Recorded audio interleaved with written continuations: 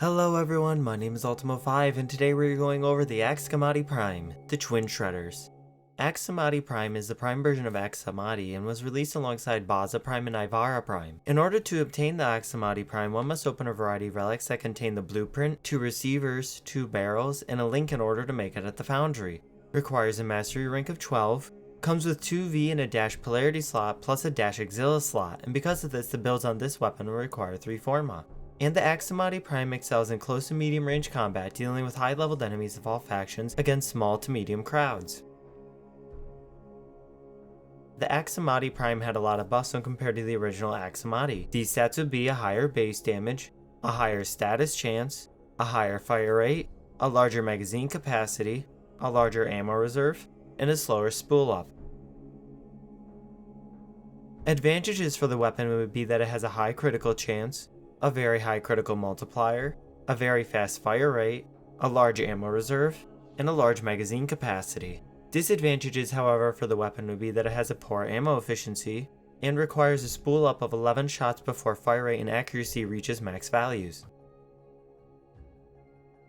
The elements for the Aksomati Prime against the Corpus will be Toxin and Viral Electricity. Electricity stuns the target for 3 seconds and deals 50% base damage per second for 6 seconds. The build's flex slots are Hydraulic Crosshairs or Pathogen Rounds in the Toxin build, and Convulsion or Primed Expel Corpus in the Viral Electricity build. The Toxin build is made to go up against Corpus enemies in the Steel Path, while the Viral Electricity build is made to go up against Corpus enemies in the normal star chart. Both builds end up working fantastic against all enemies in the faction, including enemies that have alloy armor and are robotic class enemies.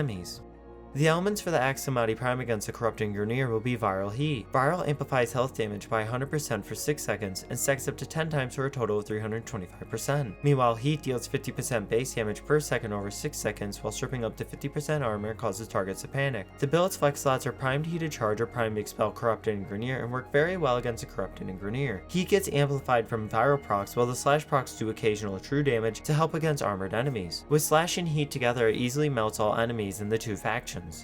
The elements for the Aksomati Prime against the Infested will be Gas, Viral Heat, or Corrosive Heat. Gas deals 50% base damage per second for 6 seconds in a 3 meter radius and stacks up to 10 times to a total of 6 meters. The build's flex slots are Primed Heated Charge or Primed Expel Infested, and all builds work great. It was fairly surprising that 3 different element combinations worked against the Infested. However, Gas and Viral Heat perform the best in the Steel Path and the normal star chart, while Corrosive Heat works more on Deimos.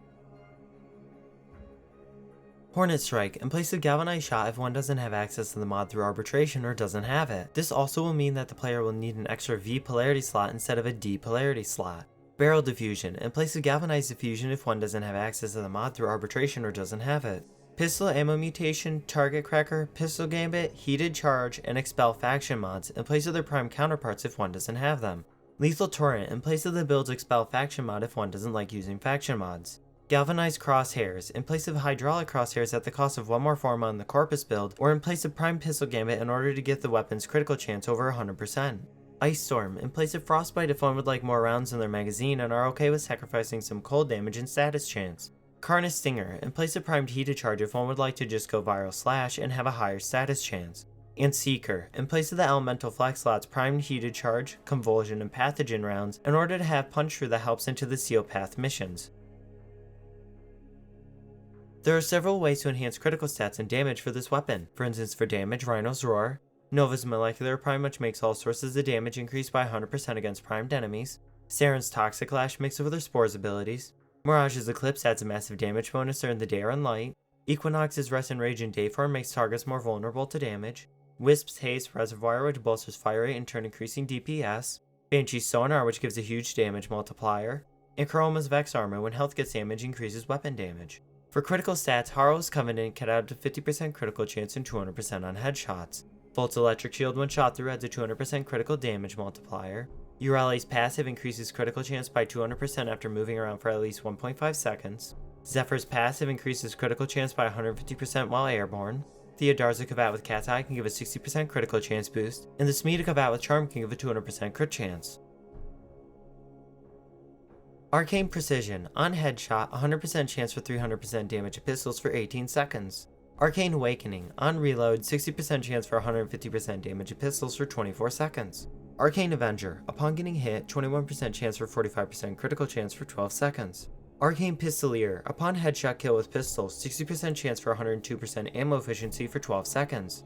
Arcane Velocity, upon a critical hit, 90% chance for 120% fire rate to pistols for 9 seconds. Arcane Arachne, on wall latch, 150% damage for 30 seconds. And Secondary Merciless, on kill, 30% damage for 12 seconds, which stacks up to 4 times and comes with 30% reload speed and 100% max ammo.